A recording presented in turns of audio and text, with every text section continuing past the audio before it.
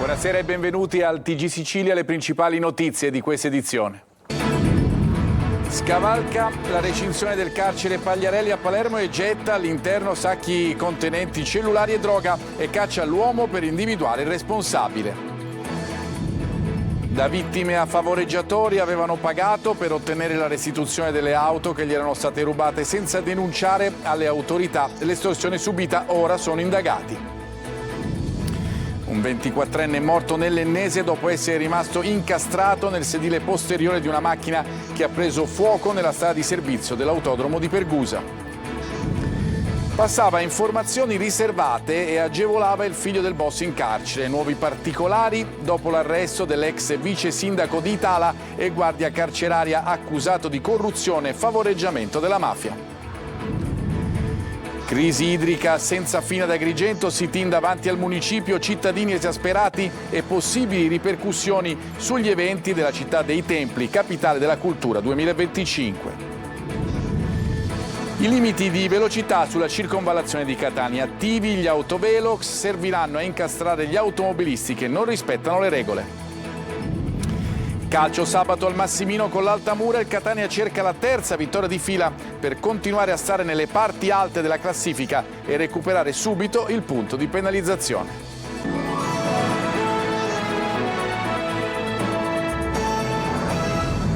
Di nuovo bentrovati. Scavalca le recinzioni, lancia droga e cellulari e poi scappa. È successo nel carcere Pagliarelli di Palermo e caccia all'uomo per individuare il responsabile. Utilizzati anche i video del sistema di videosorveglianza. Marco Gulla. Ha scavalcato la recinzione gialla del carcere Pagliarelli a Palermo e ha poi gettato dei sacchi con dentro cellulari e droga, tutto nel giro di pochi minuti. Non appena gli agenti penitenziari hanno visto l'uomo girarsi dentro la prima cinta della recinzione è scattata la caccia all'uomo, proseguita per diverse ore anche attorno al penitenziario e nelle zone limitrofe, come vediamo anche da queste immagini. Evidentemente l'uomo aveva un complice nei pressi che lo attendeva a bordo di una moto o di un'auto ed è riuscito a far perdere le proprie tracce. Si stanno analizzando anche le immagini dei sistemi di videosorveglianza per cercare di risalire all'uomo che ha tentato di far entrare in carcere telefonini e droga. Un modus operandi che è stato adottato anche nell'altro carcere palermitano, quello del Lucerdone. C'è anche chi, pur di far entrare droga e cellulari, si è avvalso del supporto di un drone. 14 palermitani da vittime si trasformano in favoreggiatori. Avrebbero pagato per ottenere la restituzione dell'auto rubata. Per loro è scattata la denuncia. Maglio Viola. Non solo la banda che ruba le auto e poi le restituisce dietro il pagamento di un riscatto, anche gli automobilisti che pagano quel riscatto per riavere indietro la vettura commettono un reato. Sono 14 palermitani denunciati per favoreggiamento nei confronti della banda scoperta nelle scorse settimane. Tutti hanno pagato senza poi denunciare l'estorsione subita, anzi negandola. Il gruppo che ha agito con base nel quartiere dello Sperone è risultato responsabile di un vasto giro di riciclaggio di auto rubate, alle quali sono stati poi alterati i dati dei telai mediante nuove punzonature, riportando quelli di auto incidentate, quasi tutte inutilizzabili, acquistate per questi scopi. Ma non tutte le vetture venivano clonate, come si dice in gergo. Questo destino toccava soltanto a quelle non reclamate dai proprietari.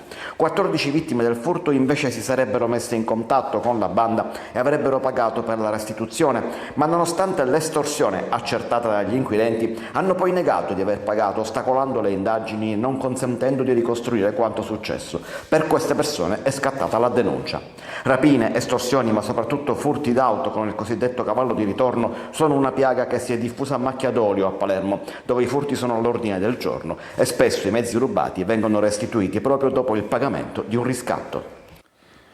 Un 24enne, Ugo Vinci, studente di medicina, è morto dopo essere rimasto incastrato nel sedile posteriore di una macchina che ha preso fuoco nella sala di servizio dell'autodromo di Pergusa. Il conducente dell'auto, per cause ancora da verificare, ha perso il controllo del mezzo che si è ribaltato finendo contro la recinzione dell'autodromo e incendiandosi. 2 dei 3 occupanti sono riusciti a uscire dall'auto mentre il 24enne è rimasto finito imprigionato dentro il mezzo in fiamme, perdendo la vita. Gli altri 2 occupanti dell'auto sono rimasti feriti nel tentativo di estrarre l'amico dalla macchina. Un operaio di 60 anni è morto ad Alcamo, in provincia di Trapani, cadendo da un lucernaio che si trova sul tetto di una abitazione. La vittima è un tunisino. Secondo quanto ricostruito dai carabinieri, il 60enne sarebbe caduto dal tetto della casa in via Fazio mentre stava svolgendo dei lavori edili per conto dei proprietari dell'immobile. L'uomo ha perso l'equilibrio ed è caduto sull'asfalto, morendo sul colpo.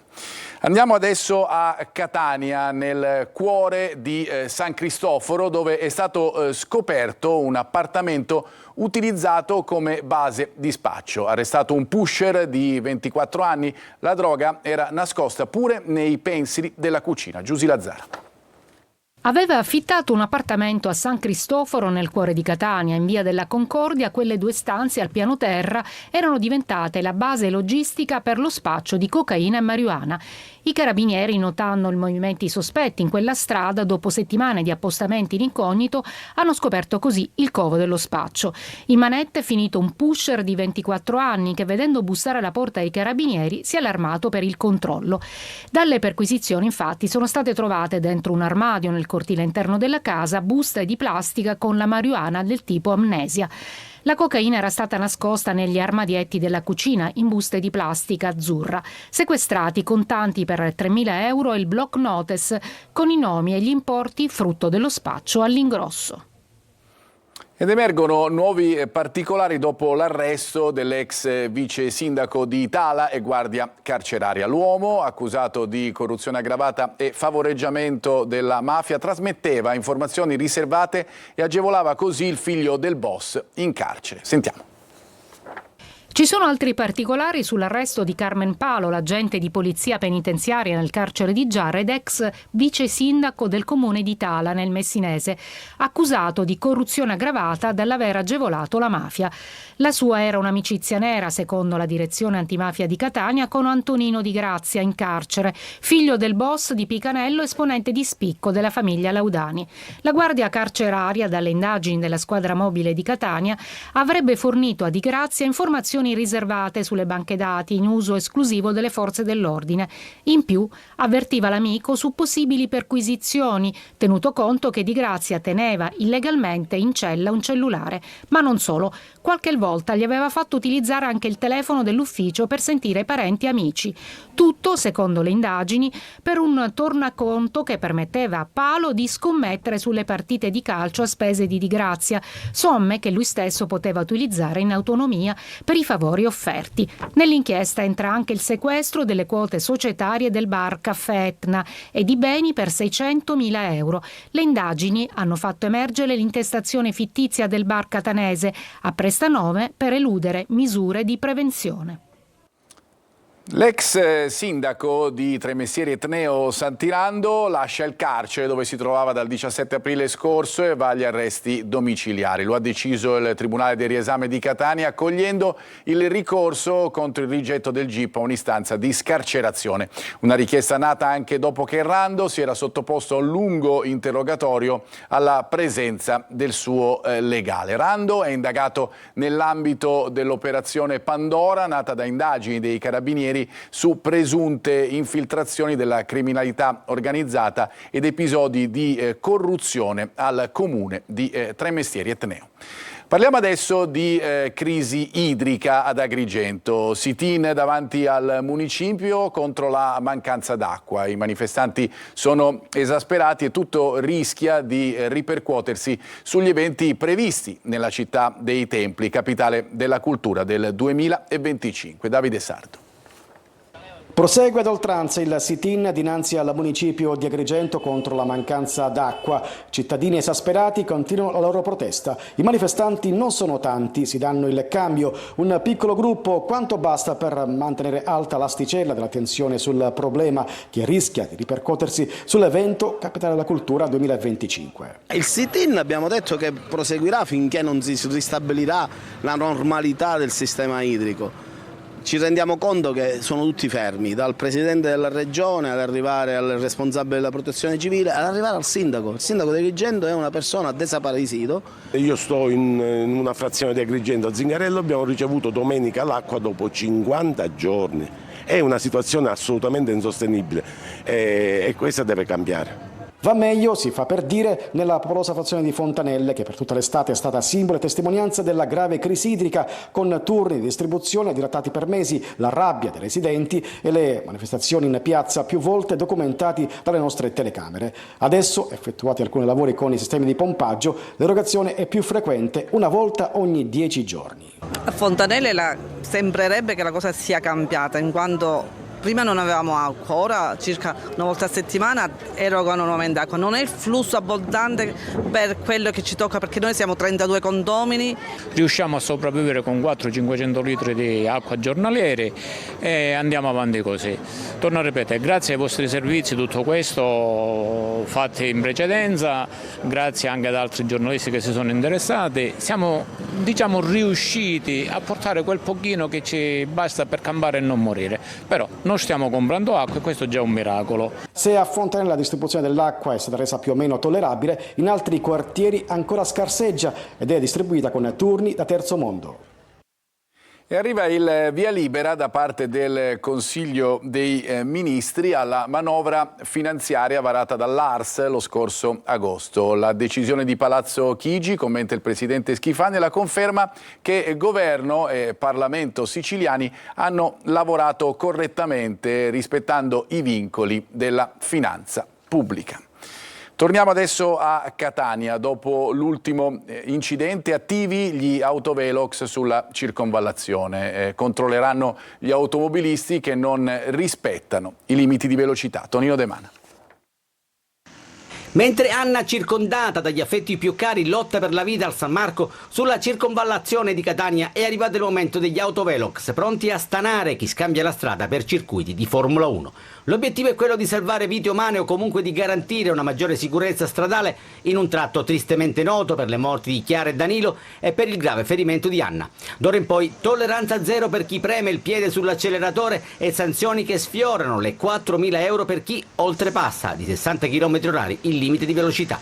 Le statistiche parlano chiaro, negli ultimi decenni in Italia si muore più sulla strada che di terremoti. Se consideriamo il terremoto dell'Irpinia, il terremoto dell'Aquila, tutti insieme sono un numero di vittime inferiori alle 3.500 vittime che ogni anno abbiamo sulle strade in Italia, 10 morti al giorno, è inaccettabile. Sempre in tema di numeri, balza agli occhi un altro dato che si riferisce agli autovelox sulla circonvallazione. Abbiamo visto che in gennaio all'incirca il 37-40% soltanto rispettava il 50 km all'ora. A giugno si è passati ad oltre il 70% con una punta straordinaria a luglio di più dell'80%, perfino nei giorni feriali l'86% dei catanesi che ha rispettato i 50 km all'ora. Resta ancora da educare una buona fetta di indisciplinati capaci di passare con il rosso negli attraversamenti pedonali di Viale Andrea Doria, come mostrano le immagini. Per loro, parola d'ordine, repressione. Sì, l'articolo 142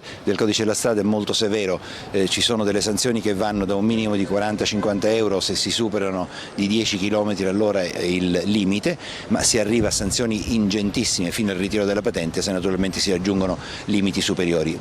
Gli autovelox sono attivi sul viale Ulisse, sul viale Andrea Doria e sul viale Bolano, ed attenzione anche al TX Speed per la rivelazione automatica delle violazioni del passaggio con il segnale rosso. In questo caso sono già centinaia le multe recapitate.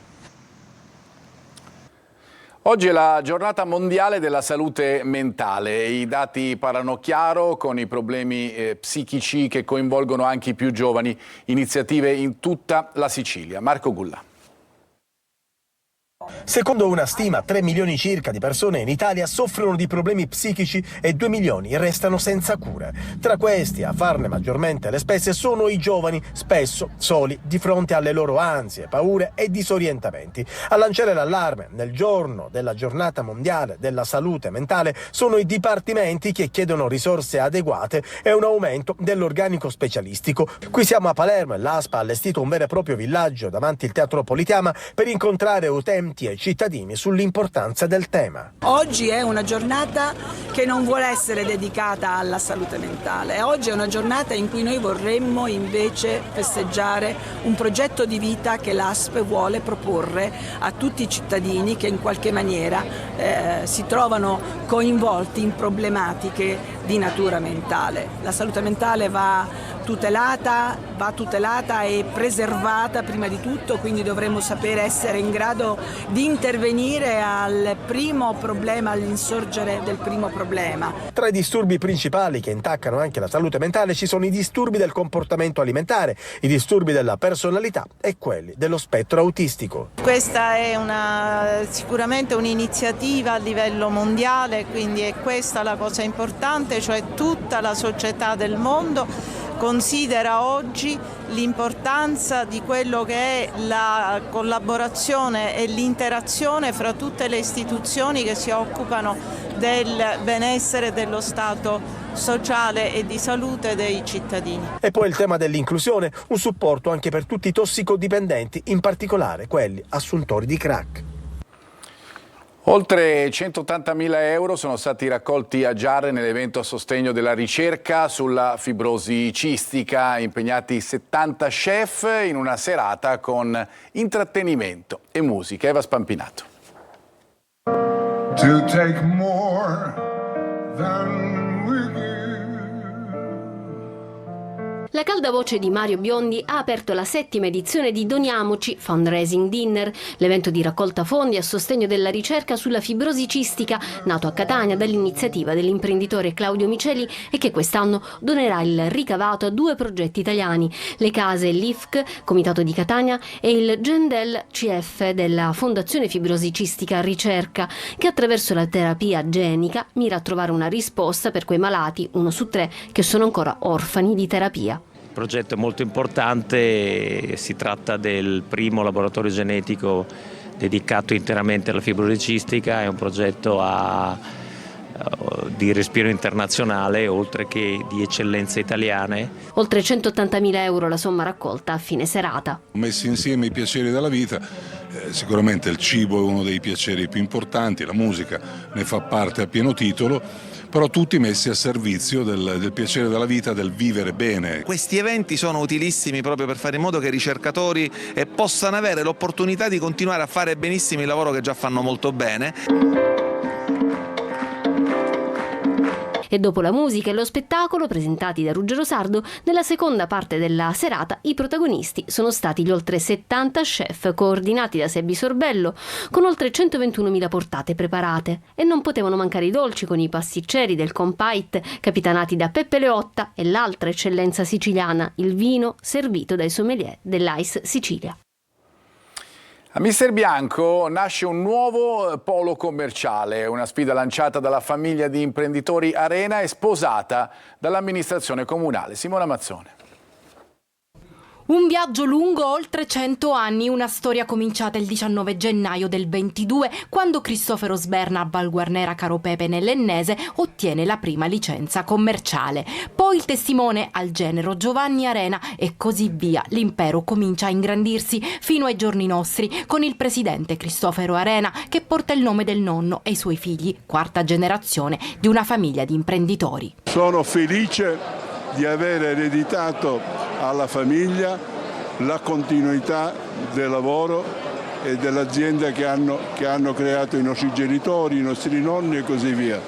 L'ultima sfida in ordine di tempo della famiglia Arena è qui, dove sorgeva dal 1989 Città Mercato, che rinasce con un nuovo nome e un nuovo volto in una superficie di circa 20.000 metri quadri. L'Arena di Mister Bianco guarda già al futuro e all'ambiente, puntando sull'energia green. Questo è un centro green perché è stato realizzato con tutte le caratteristiche, con pareti ventilate. Abbiamo realizzato un impianto fotovoltaico da Omega 2 che riesce ad avere un'autonomia energetica totale.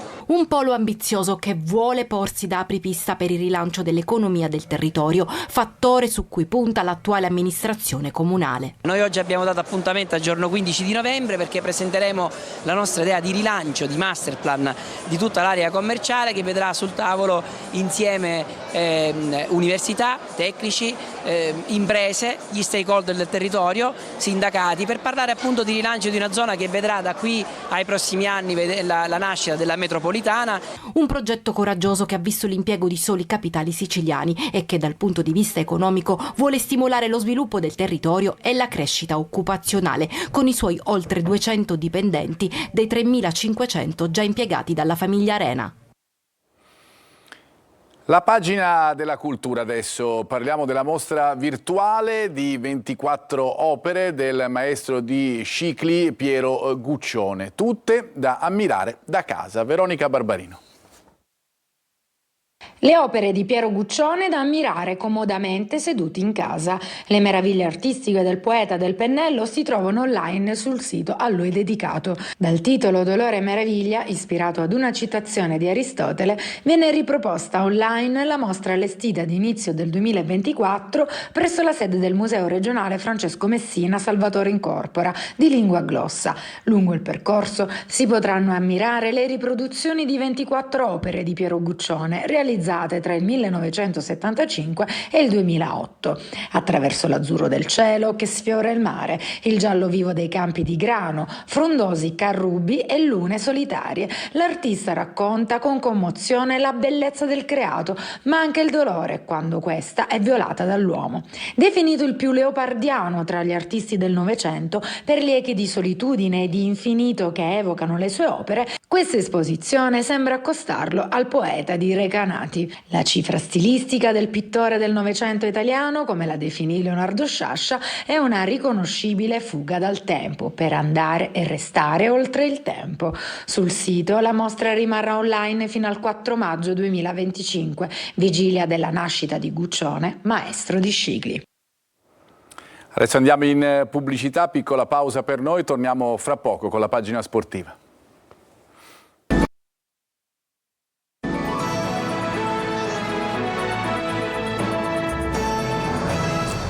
Seconda parte del nostro telegiornale con lo sport, il calcio con il Catania che sabato tornerà a giocare in casa, avversario l'Altamura e occasione per i rossazzurri importante per provare a vincere ancora e dimenticare anche il punto di penalizzazione in classifica. Francesco Triolo. Il punto di penalizzazione era atteso, nessuna sorpresa, e anche in classifica la situazione cambia poco, con il Catania sempre a ridosso delle prime della classe che nel turno precedente hanno per fortuna rallentato tutte. Ecco perché adesso però la partita di sabato pomeriggio contro il team Altamura diventa un passaggio importante a livello di motivazioni. I rossazzurri ne hanno da vendere, considerato che c'è tutta l'intenzione di recuperare quanto perso e soprattutto evitare di perdere terreno da Benevento, Monopoli e Picerno, attese tutte e tre sulla carta da impegni tutto sommato abbordabili. Non è una gara facile, non ci si faccia confondere dalla classifica o dalla recente sconfitta contro il Monopoli. L'Altamura arriverà al massimino per non perdere, questo significa che concederà pochi spazi, lavora molto bene sugli esterni, fa dell'aggressività una delle sue armi. Occorrerà quindi pazienza ma anche cinismo, un po' le caratteristiche viste nell'ultima trasferta. E proprio da quella formazione potrebbe ripartire Mimmo Toscano, che valuterà sino all'ultimo. Lunetta per esempio non ha riportato traumi muscolari, ma l'11 dovrebbe ricalcare comunque quella del secondo tempo di Caserta. Dunque Anastasia a sinistra a centrocampo, Gherardi in difesa. Poi si lavorerà sulle rotazioni in attacco, anche se Inglese parte favorito per una maglia da titolare. Ed è tutto per questa edizione, grazie per averci seguito, una buona serata.